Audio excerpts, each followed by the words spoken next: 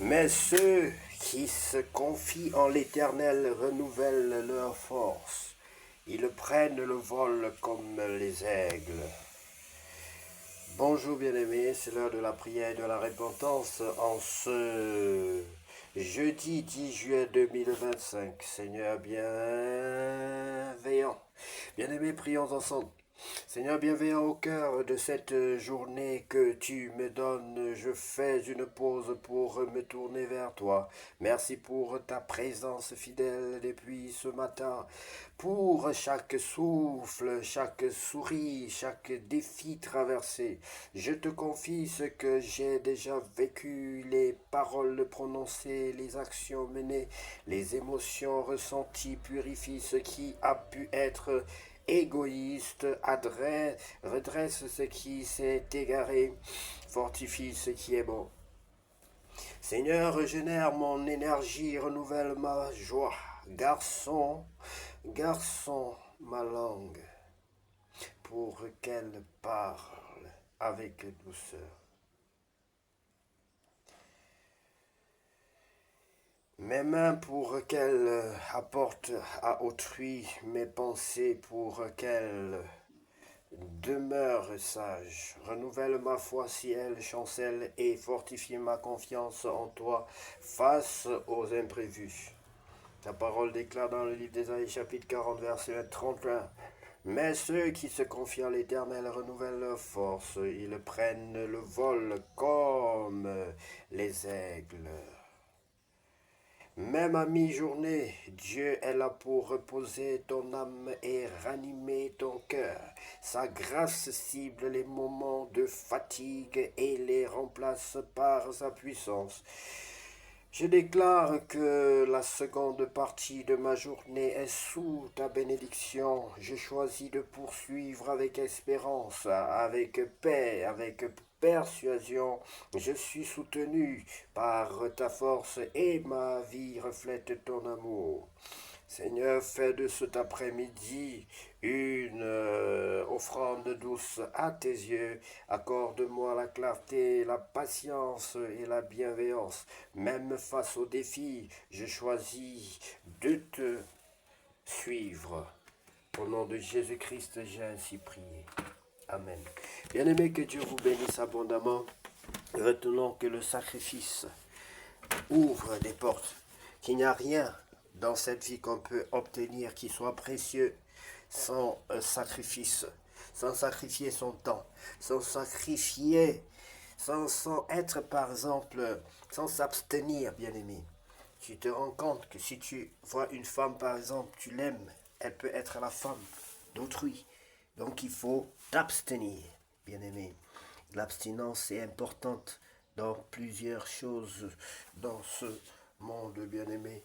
Et je vous attire à être prudent, surtout en face des femmes et des filles, car les plus grands problèmes de ce monde sont issus de l'alliance ou encore des rapports que vous avez avec des rapports sexuels en général.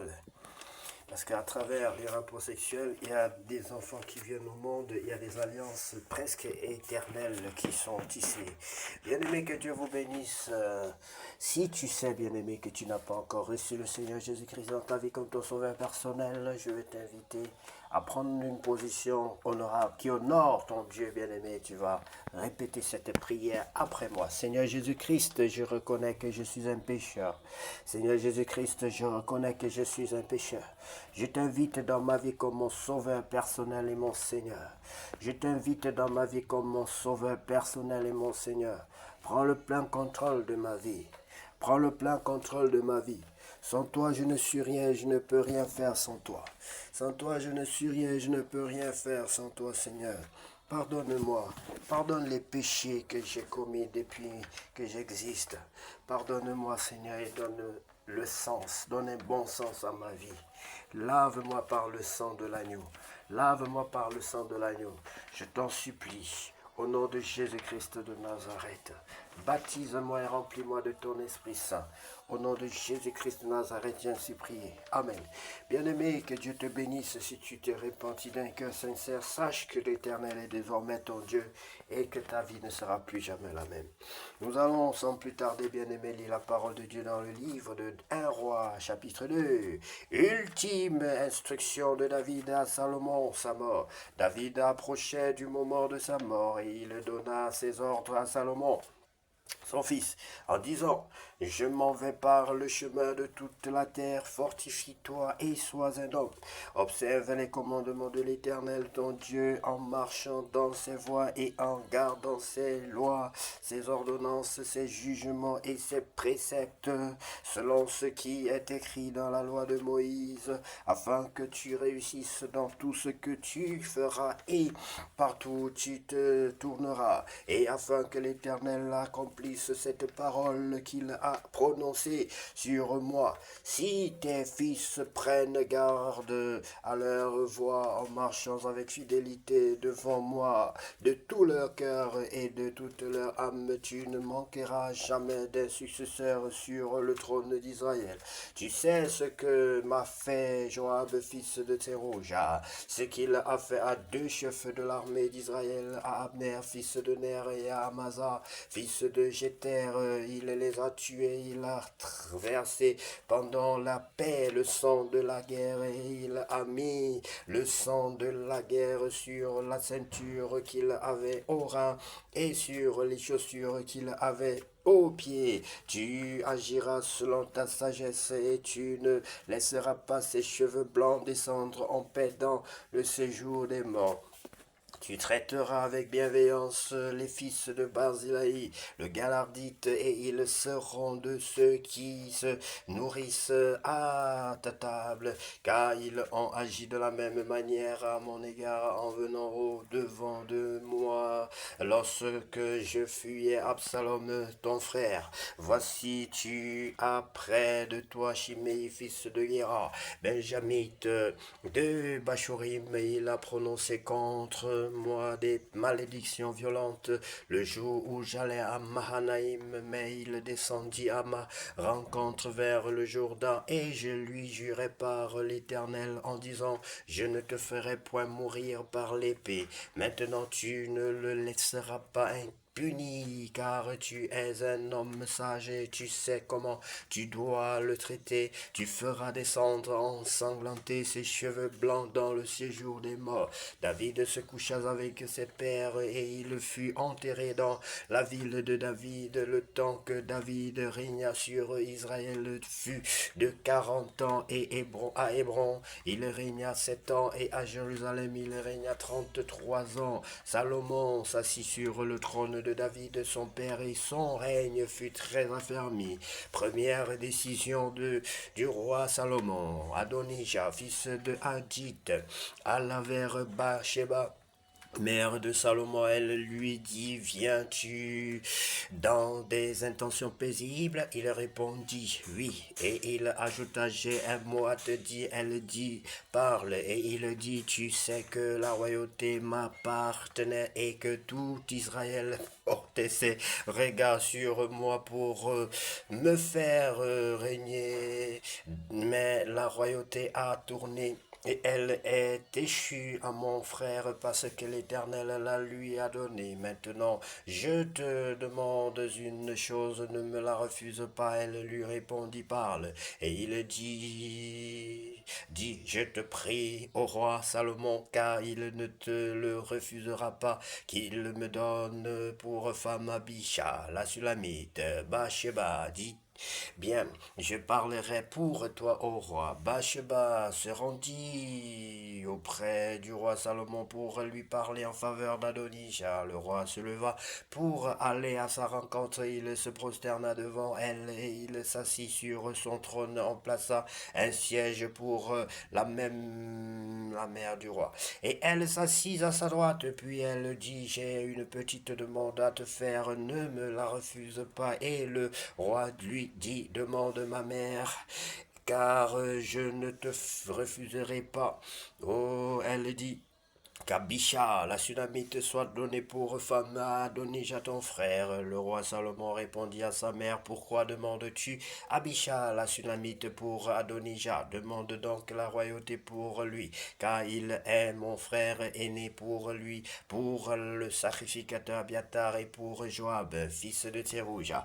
Alors le roi Salomon jura par l'Éternel en disant que Dieu me traite dans toute sa rigueur si ce n'est pas au prix de sa vie qu'Adonija a prononcé cette parole. Maintenant, l'Éternel est vivant, lui qui m'a affermi et m'a fait asseoir sur le trône de David, mon père, et qui m'a fait une maison selon sa promesse aujourd'hui. Adonija mourra.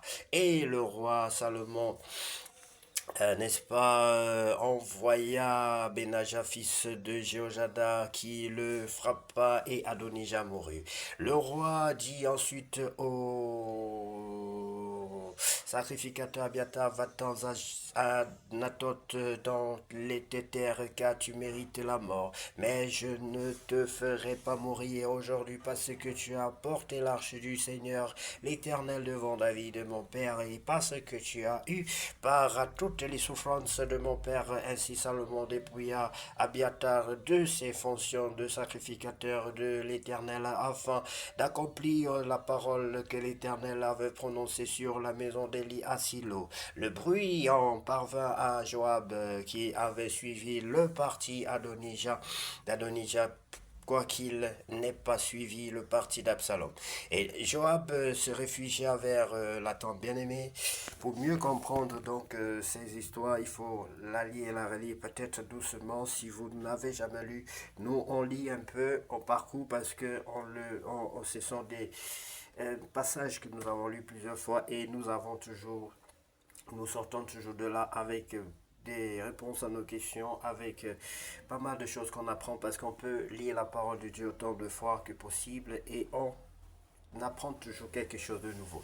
Et Joab se réfugia donc vers la tente de l'Éternel et saisit les cornes de l'autel. On annonça au roi Salomon que Joab était réfugié vers la tente de l'Éternel et qu'il était auprès de l'autel. Et Salomon envoya Benaja, fils de Jéhojada, en lui disant, va, frappe-le, Benaja. Arriva à la tente de l'Éternel et dit à Joab, sors, c'est le roi qui l'ordonne. Mais il répondit, non, je veux mourir ici. Benaja rapporta la chose au roi en disant, c'est ainsi qu'a parlé Joab, et c'est ainsi qu'il m'a répondu. Le roi dit à Benaja, fais-moi, il a dit, fais comme il a dit, frappe-le et enterre-le. Tu ôteras ainsi de dessus moi et de dessus la maison de mon père le sang que Joab a répandu sans cause. L'Éternel fera retomber son sang sur sa tête parce qu'il a frappé deux hommes plus justes et meilleurs que lui et les a tués par l'épée sans que mon père David, le sage Abner, fils de Ner, chef de l'armée d'Israël, et Amasa de Juda, leur sang retombera sur la tête de Joab et sur la tête de ses descendants à perpétuité. Mais il y aura paix. Oh, il y aura comment? Il y aura paix. Il y aura paix à toujours de par l'Éternel pour David, pour sa postérité, pour sa maison et pour son trône. Benaja, fils de Jéhojada, monta, frappa Joab et le fit mourir. Il fut enterré dans sa maison au désert. Le roi mit à la tête de l'armée Benaja, fils de Jéhojada, en remplacement de Joab, et il mit le sacrificateur Tsadok à la place de Abiatar.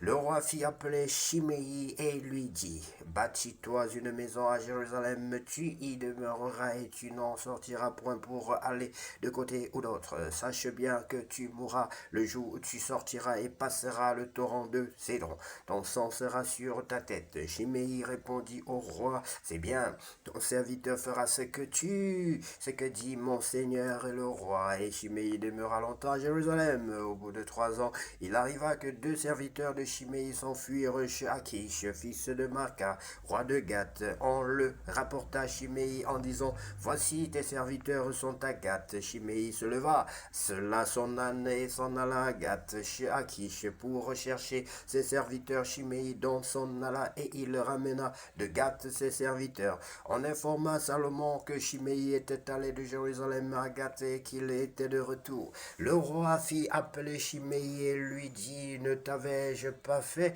jurer par l'Éternel et ne t'avais-je pas fait cette déclaration formelle? Sache bien que tu mourras le jour où tu sortiras pour aller de côté ou d'autre. Et ne m'as-tu pas répondu? C'est bien, j'ai entendu. Pourquoi donc n'as-tu pas observé le serment de l'Éternel et l'ordre que je t'avais donné? Et le roi dit à Chiméi, tu sais au-dedans de ton cœur tout le mal que tu as fait à David mon père. L'Éternel fait retomber ta méchanceté sur ta tête, mais le roi Salomon sera béni, et le trône de David sera pour toujours affermi devant l'Éternel. Et le roi donna ses ordres à Benaja, fils de Jojada, qui sortit et frappa Chiméi, et Chiméi mourut. La royauté fut ainsi affermie entre les mains de Salomon. Oui, bien-aimés, rappelez-vous de ce Chiméi qui avait maudit David lorsqu'il était poursuivi par Absalom, son fils, suite à la rébellion. Chiméi le maudissait et maudissait David et lui jetait les pierres, la poussière. Et David avait dit que certainement l'Éternel l'envoie pour l'humilier. Et ainsi, David, même à son retour, après que Saül fut mort au champ de guerre, alors que David était de retour, retournait chez lui, retournait à Jérusalem, bien-aimé, et ses serviteurs lui avaient soumis cette proposition-là, celle de tuer Chiméi, ce fils qui ne vaut rien du tout, cet homme qui ne valait rien du tout devant l'armée de l'Éternel, mais David avait refusé qu'on le tue. Et ainsi, il a eu la vie sauve grâce à l'intervention de David. Mais David, le fils de David, a continué à lui accorder la grâce, mais à condition qu'il ne sorte pas de Jérusalem. Et ici, il va être tué parce qu'il va aller à l'encontre de cet engagement sacré. Oui, parce qu'il est bien écrit ici que comment es-tu allé à l'encontre, voilà le serment. Pourquoi donc n'as-tu pas observé le serment de l'Éternel et l'ordre que je t'avais donné? Il a violé 2 choses, le serment de l'Éternel et l'ordre que le roi Salomon lui avait donné. Et cela lui a valu donc la peine de mort. Bien-aimé, que Dieu vous bénisse abondamment et que cette journée soit la plus belle, la plus douce, la plus précieuse, la plus glorieuse de toutes les journées déjà vécues sur cette terre. C'est au nom précieux de Jésus-Christ de Nazareth que nous avons ainsi prié. Amen. Car lui seul revient la gloire, la puissance et l'honneur pour tous les siècles. Amen. Seigneur Jésus,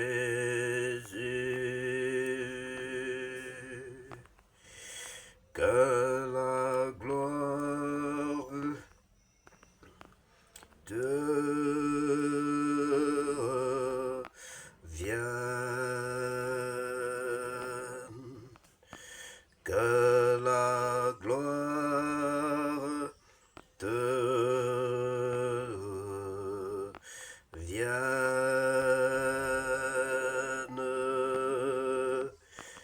Tu es grand.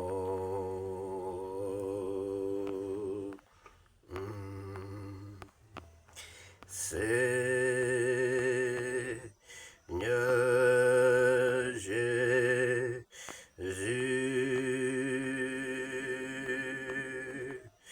que la gloire te revienne,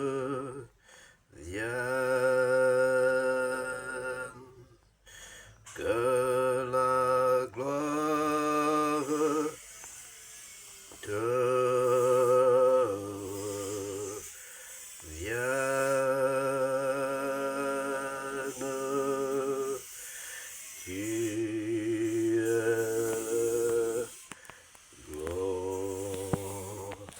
Bien-aimés, soyez bénis dans le nom de Jésus.